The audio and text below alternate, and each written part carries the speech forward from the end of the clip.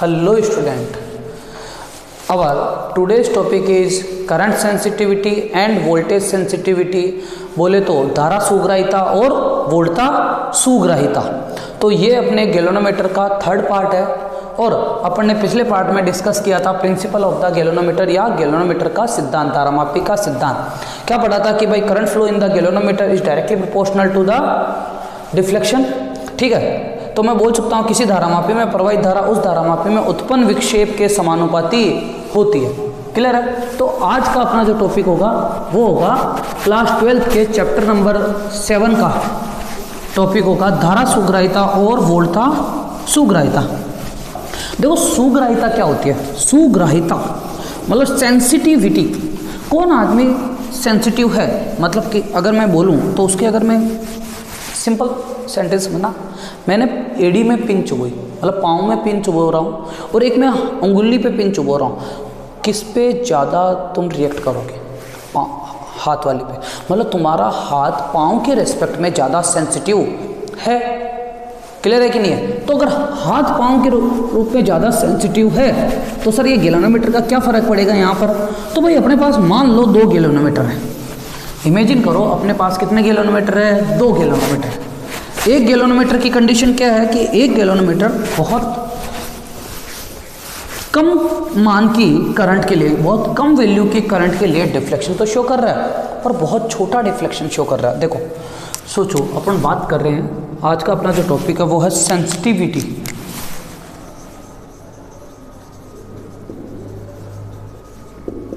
Sensitivity, सुग्राहिता।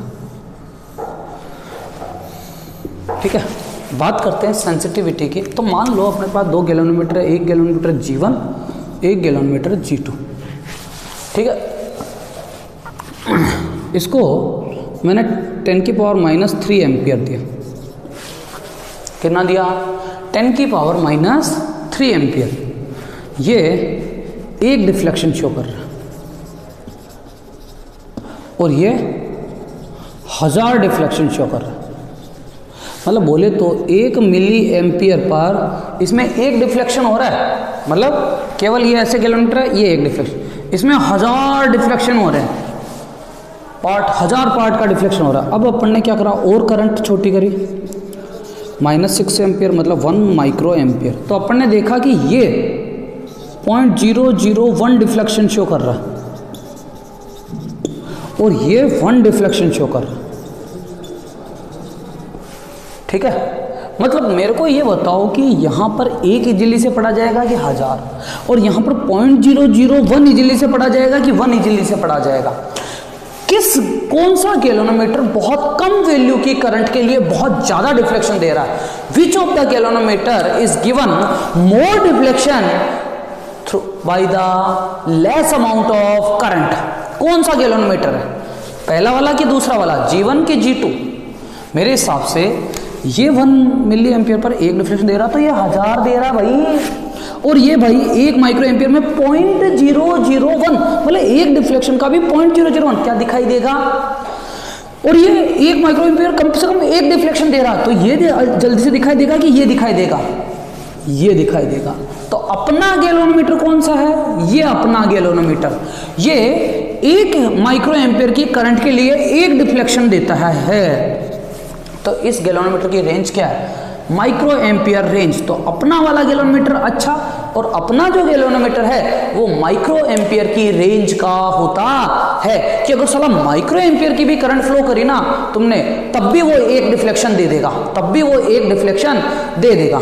चलो, तो मतलब कि यहाँ सेंसिटिविटी से क्या मतलब है कि the galvanometer is showing more deflection through the less amount of current. ठीक है, तो sensitivity is referred to say that galvanometer is more sensitive which is given more deflection by the less amount of current.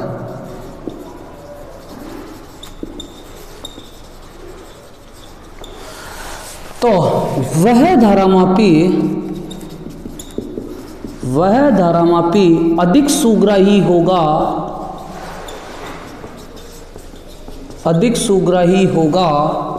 जो कम धारा के मान के लिए अधिक विक्षेप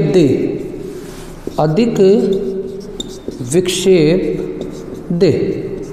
बोलो क्लियर है नहीं है? मतलब यहाँ सेंसिटिविटी का मतलब एक ही चीज है, बहुत कम मान की, अगर बहुत कम वैल्यू की भी अगर तुम करंट फ्लो करते हो तो वो डिफ्लेक्शन बहुत ज़्यादा देता है, तो वो गैल्वेनोमीटर ज़्यादा का ज़्यादा क्या होगा, उसकी सेंसिटिविटी ज़्यादा होगी। क्लियर है? तो सेंसिटिविटी को यहाँ पर दो पार्ट में डिवाइड करा गया, सेंसिटिविटी को यहाँ दो पार्ट में डिवाइड करा गया, एक करंट सेंसिटिविटी, एक वोल्टेज सेंसिटिविटी। मतलब धारा सुग्राह्यता, करंट सेंसिटिविटी और दूसरा वोल्टेज सेंसिटिविटी। बोले तो धारा सुग्राह्यता और वोल्टता सुग्राह्यता। अब देखो यहाँ करंट सेंसिटिविटी क्या है कि मतलब करंट सेंसिटिविटी सीधा सीधा मतलब है कि 1 एम्पियर की करंट के लिए जो जितना ज़्यादा डिफ्लेक्शन दे, 1 एम्पियर की करंट के लिए जो जितना ज़्यादा डिफ्लेक्शन दे वो गैल्वेनोमीटर अधिक सुग्राही होगा। तो मतलब यहाँ पर the current sensitivity is defined as the number of deflection given by the galvanometer for unit current. तो एकांक धारा के लिए उत्पन्न विक्षेप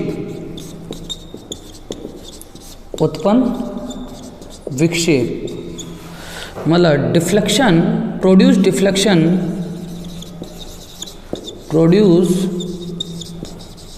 डिफ्लेक्शन पर unit of current flow is known as current sensitivity. तो करंट सेंसिटिविटी क्या हो जाएगी, फाई अपॉन आई, मतलब पार्ट्स पर एम्पियर, बोले तो भाग पर एम्पियर। क्लियर है? ये हो गया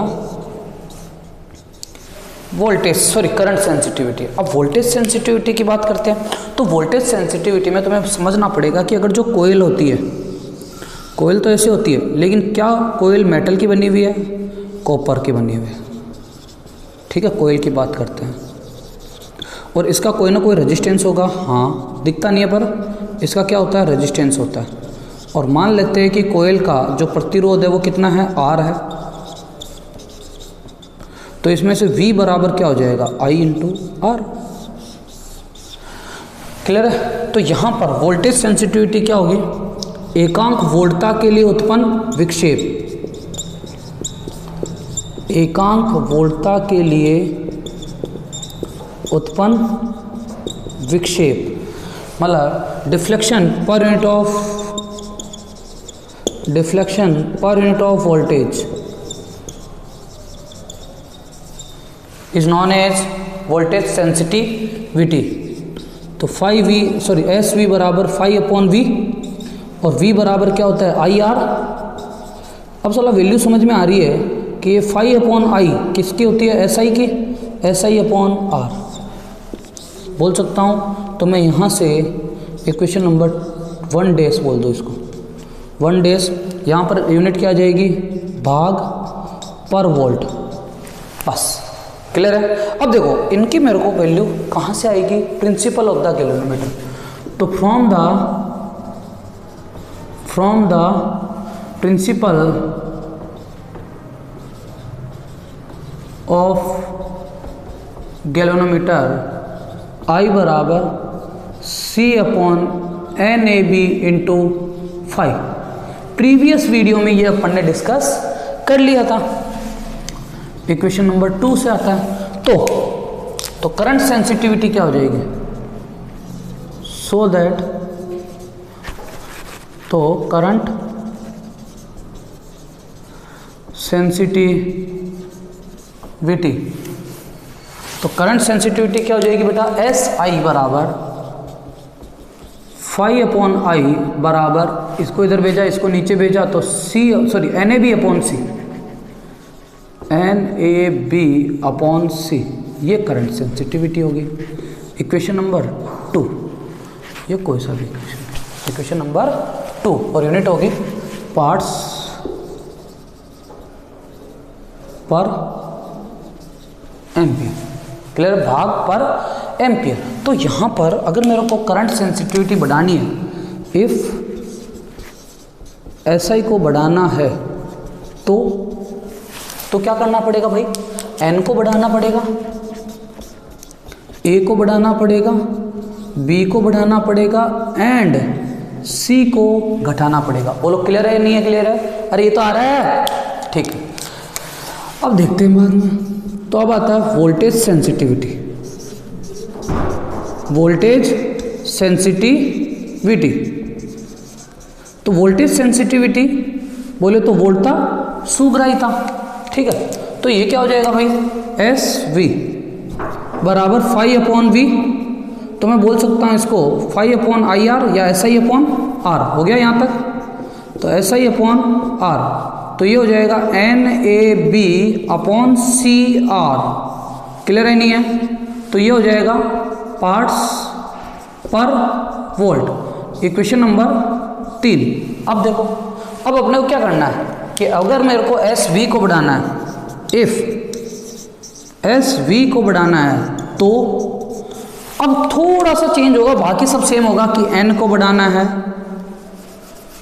एन को बढ़ाना है, ए को बढ़ाना है, बी को बढ़ाना है एंड सी को घटाना है और आर को भी घटाना है। पर आइडियल केस में देखो, तुम नंबर ऑफ टर्न्स बढ़ा देते हो तो एपरेटस की साइज बढ़ जाएगी, एरिया बढ़ा देते हो कोयल की तब भी एपरेटस की साइज बढ़ जाएगी, मैग्नेट बढ़ा देते हो तब भी एपरेटस की साइज बढ़ जाती है। तो ये दोनों केस आइडियल रूप में बढ़ाना इतना पॉसिबल नहीं है, क्योंकि तुम्हारा जो एपरेटस होता है ना वो इस शेप का होता है, इससे ज़्यादा बड़ा नहीं होता तुम्हारा एपरेटस। तो अब इतना सा एपरेटस है, अब इसमें कोयल कितनी सी लगा सकते हो, ज़्यादा से ज़्यादा इतनी बड़ी।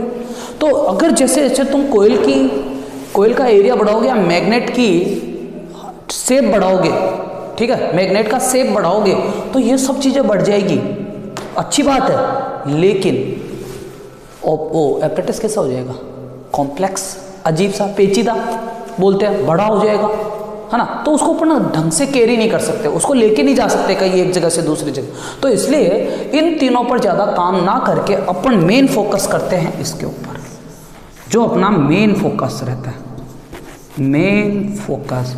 और C की वैल्यू होती है पाई नीटा R 4/2L, ये C की वैल्यू होती है torsional constant of the spring. ये वैल्यू तुम्हें बीएससी फर्स्ट ईयर में डिराइव कराते हैं अपन, तो उसमें तुम्हें देखने को मिलेगी, अभी तुम्हें याद नहीं रखना, बस सिंपल याद रखो कि मेन कांस्टेंट है C पर, कि हार्ड स्प्रिंग लोगे तो C ज़्यादा और सॉफ्ट स्प्रिंग लोगे तो C कम। तो कौन सी स्प्रिंग लेंगे, सॉफ्ट स्प्रिंग लेंगे ना भाई। तो जितना ज़्यादा सॉफ्ट स्प्रिंग रहेगा उतना ज़्यादा क्या रहेगा, सेंसिटिव रहेगा ही नहीं रहेगा। तो देखना उस गैल्वेनोमीटर वो ऐसे ऐसे ऐसे ऐसे मूव करता है, तो हल्की सी भी करंट दोगे तो ये डिफ्लेक्ट हो रहेगा, क्लियर है नहीं है। तो सेम ऐसी वोल्टेज सेंसिटिव में इन पर कंट्रोल नहीं करेंगे, पर C और R को अपन बढ़ा देंगे। लेकिन तुम बोलते हो सर R को C को घटा देंगे और R को भी घटा देंगे। R को कैसे घटा दोगे, नंबर ऑफ टर्न्स तो बढ़ाने हैं ना। तो अपन क्या करेंगे, N और R पर फिर फोकस नहीं करेंगे, फिर अपना सारा का सारा फोकस वोल्टेज सेंसिटिविटी में भी इस पर ही रहेगा। तो मेन फोकस पर अपना कौन रहेगा, टॉर्सनल कांस्टेंट, बोले तो एठन नियतांक। बोलो क्लियर है कि नहीं है। ये हो गया अपना करंट सेंसिटिविटी और वोल्टेज सेंसिटिविटी। अगला अपना जो टॉपिक है वो है figure of merit. Figure of merit या हिंदी में बोले तो दक्षतांक। गैल्वेनोमीटर का जो दक्षतांक होता है कुछ नहीं है, सिंपल x बराबर 1/SI, मतलब I/5। क्या बोलेंगे, the current produce for the unit deflection, the current applied for the unit deflection, मतलब एम्पियर पर भाग, और इंग्लिश में एम्पियर पर पार्ट्स। तो सिंपल समझना, द नंबर ऑफ करंट नहीं, the current flow in the galvanometer पर unit of deflection, वो उसका क्या कहलाएगा, दक्षतांक कहलाएगा। अब कोई बुकों में इस दक्षतांक को K से भी रिप्रेजेंट करा है, किससे, K से भी। और ये K तुम्हारा एक ध्यान रखना, ये तुम्हारे नॉर्मली प्रैक्टिकल में काम आता है, प्रैक्टिकल क्लियर है। तो K से भी यूज हो जाता है क्या, फिगर ऑफ मेरिट या बोले तो दक्षतांक। अब ध्यान रखना, जिसका दक्षतांक जितना ज़्यादा कम होगा तो उसकी सेंसिटिविटी उतनी ही ज़्यादा हाई होगी। तो मतलब कि गैल्वेनोमीटर का दक्षतांक क्या होना चाहिए, बहुत कम होना चाहिए, तभी तो वो बहुत छोटी करंट के लिए भी क्या दिखाएगा, डिफ्लेक्शन दिखाएगा, विक्षेप प्रदर्शित करेगा। बोलो क्लियर है कि नहीं क्लियर है, यहाँ तक ओके। तो आज का अपना जो टॉपिक है सेंसिटिविटी वो खत्म हो गया, ठीक है। तो कल अपन डिस्कस करेंगे कि गैल्वेनोमीटर को एमीटर और वोल्टमीटर में कैसे कन्वर्ट किया जा सकता है। ओके बेटा, आज के लिए थैंक यू।